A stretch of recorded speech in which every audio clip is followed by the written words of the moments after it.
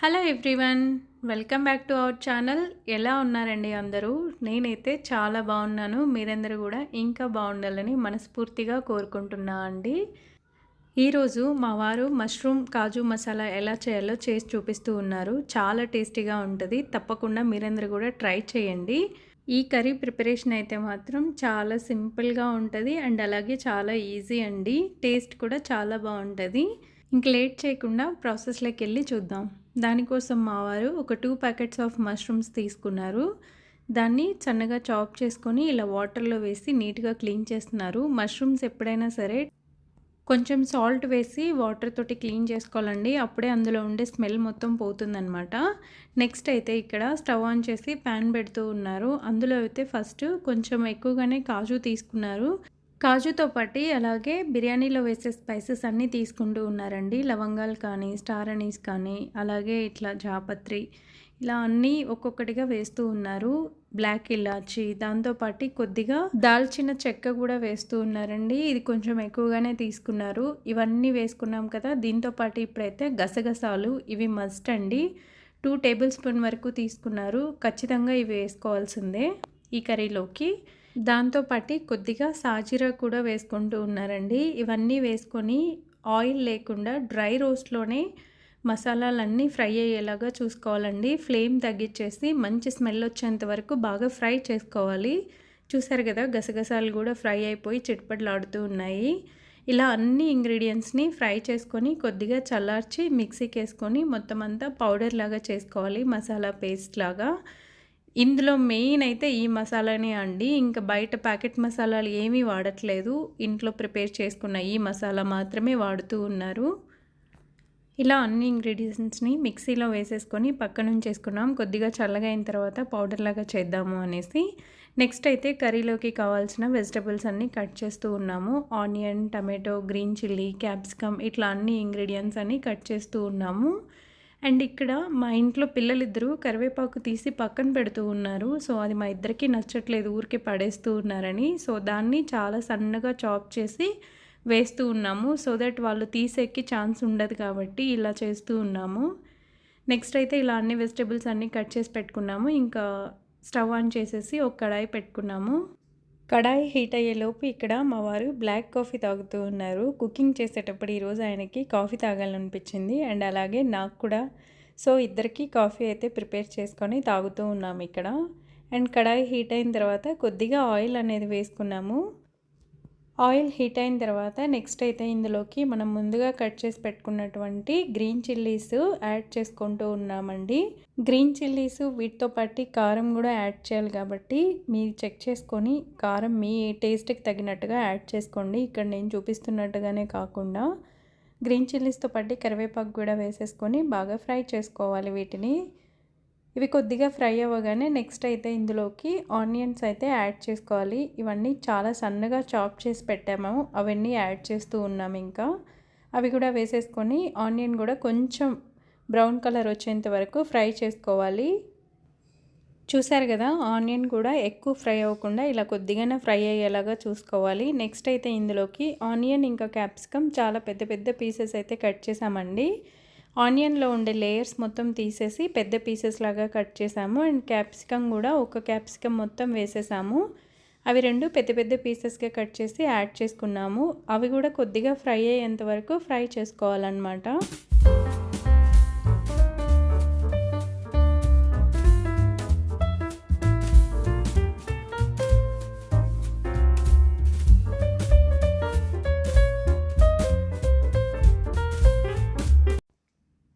Onion ఇంకా capsicum కూడా fry అయిపోయింది కదండి. నెక్స్ట్ అయితే ఇందులోకి టమాటోస్ యాడ్ చేస్తూ ఉన్నాము. ఒక 2 టమాటోస్ అయితే తీసుకున్నాము. అవి కూడా సన్నగా చాప్ చేసుకొని ఇందులోకి యాడ్ చేసాము. ఇది కూడా టమాటోస్ మొత్తం సాఫ్ట్ అయ్యేంత వరకు కుక్ చేసుకోవాలన్నమాట. టమాటోస్ అయితే సాఫ్ట్గా కుక్ అయిపోయాయి. ఇప్పుడు ఇందులోకి మసాలాలు అనేటివి యాడ్ చేసుకుందాం. లైక్ ఉప్పు, కారాలు ఇట్లాంటివన్నీ యాడ్ చేసుకుంటూ ఉన్నాము. ఫస్ట్ అయితే కొద్దిగా పసుపు యాడ్ చేస్తూ ఉన్నాము. దీని తర్వాత రెడ్ చిల్లీ పౌడర్, ఇది మీ టేస్ట్ లెవెల్కి తగ్గట్టుగా యాడ్ చేసుకోండి. కారం ఎంత తింటారు అనేది చూసుకొని యాడ్ చేసుకోవాలన్నమాట.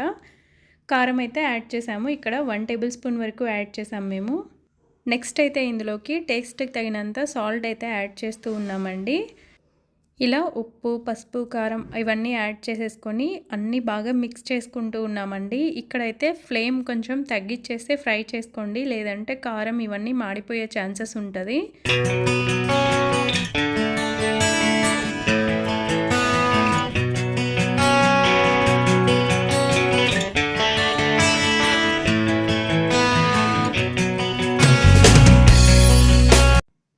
ఇలా మొత్తం అంతా ఫ్రై అయిన తర్వాత నెక్స్ట్ అయితే ఇందులోకి అల్లం వెల్లుల్లి పేస్ట్ అనేది యాడ్ చేస్తూ ఉన్నామండి. 2 టేబుల్ స్పూన్ వరకు యాడ్ చేసాము. ఇవి కూడా వేసేసి అల్లం ఇంకా వెల్లుల్లి పేస్ట్లోని పచ్చివాసన అంతా పోయేంత వరకు బాగా ఫ్రై చేసుకోవాలండి.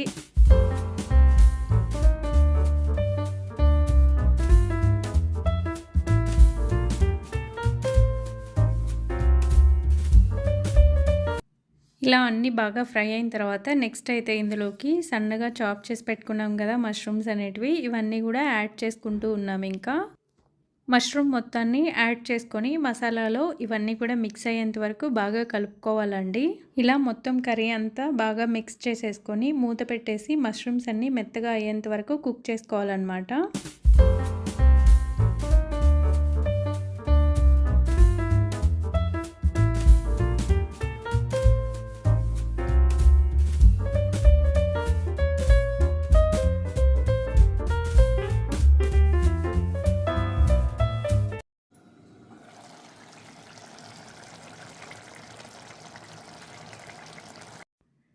చూసారు కదా, మష్రూమ్స్ అనేటివి బాగా ఉడికిపోయి కర్రీ మొత్తం క్వాంటిటీ అనేది తగ్గిపోయింది అండ్ ఆయిల్ మొత్తం కూడా పైకి వచ్చేసింది.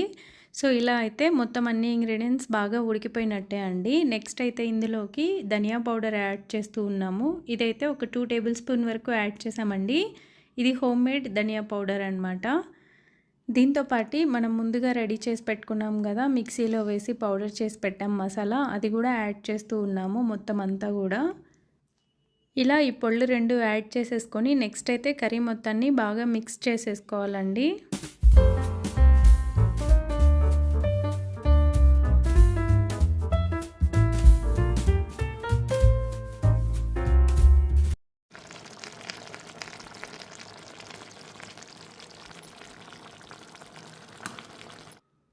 మసాలాలు అనేటివి యాడ్ చేసిన తర్వాత కూర మొత్తాన్ని ఒక 2 మినిట్స్ వరకు బాగా మగ్గనివ్వాలండి. ఇప్పుడైతే ఇందులోకి కూర క్వాంటిటీకి తగ్గట్టుగా వాటర్ అనేది యాడ్ చేసుకోవాలి. ఇక్కడ చూసారా, మా వారు మిక్సీ పట్టాం కదా మసాలా, అది వేస్ట్ చేయకుండా అందులోకి కొద్దిగా వాటర్ అనేది యాడ్ చేసి ఇందులో వేస్తూ ఉన్నారు. ఆ పేస్ట్ కూడా ఎందుకు పడేయటం అన్నట్టుగా. అండ్ ఇంకో విషయం అండి, కూరలో వాటర్ వచ్చేసి చల్లనీళ్ళు కాదు, కొంచెం వేడి చేసి వాటర్ని, హాట్ వాటర్ మాత్రమే ఈ కూరలో వాడాలన్నమాట. ఇలా మీ గ్రేవీ లెవెల్కి తగినట్టుగా వాటర్ అనేది యాడ్ చేసుకోవాలి. ఇలా వాటర్ కూడా వేసేసుకొని మొత్తం అంతా ఒక 5 మినిట్స్ వరకు కుక్ చేసుకుంటే మాత్రం మన కర్రీ రెడీ అయిపోయినట్టే. లాస్ట్లో ఇంకా సన్నగా చాప్ చేసిన కొత్తిమీర యాడ్ చేసుకుంటే సరిపోతుంది. ఇందులో ఎలాంటి గరం మసాలాలు ఇవన్నీ ఏం యాడ్ చేయలేదండి. మన ఇంట్లో చేసుకున్నటువంటి మసాలాలు మాత్రమే వాడాము. సో చాలా హెల్దీ కూడా, తప్పకుండా ట్రై చేయండి మీరందరూ కూడా. ఇంకా లాస్ట్లో కొద్దిగా కొత్తిమీర అనేది కట్ చేసి యాడ్ చేసేసాము. ఇంకా ఇది కూడా మిక్స్ చేసేసుకొని ఇంకా స్టవ్ ఆఫ్ చేసుకొని కూర మొత్తాన్ని సర్వ్ చేసేసుకోవడమే. చాలా టేస్టీగా ఉంటుంది రోటీలోకి, తప్పకుండా ట్రై చేయండి. రోటీ అనే కాదు, బగారా రైస్లోకి కూడా చాలా బాగుంటుంది. ట్రై చేసి మీకు ఎలా వచ్చిందో కూడా ఖచ్చితంగా కామెంట్ సెక్షన్లో కమెంట్ అనేది ఇవ్వండి. అంతే అండి ఇవాల్టి వీడియో. నా వీడియో నచ్చినట్టయితే ప్లీజ్ వీడియోని లైక్ చేయండి, అలాగే మీ ఫ్రెండ్స్ అండ్ ఫ్యామిలీ మెంబర్స్ తోటి షేర్ చేయండి. అండ్ ఇప్పటి వరకు మన ఛానల్ని సబ్స్క్రైబ్ చేసుకోకుండా ఎవరైనా వీడియోస్ చూస్తూ ఉంటే మాత్రం ప్లీజ్ సబ్స్క్రైబ్ చేసుకొని వీడియోస్ అనేది ఎంజాయ్ చేయండి. Thank you so much. See you in the next video. Bye bye.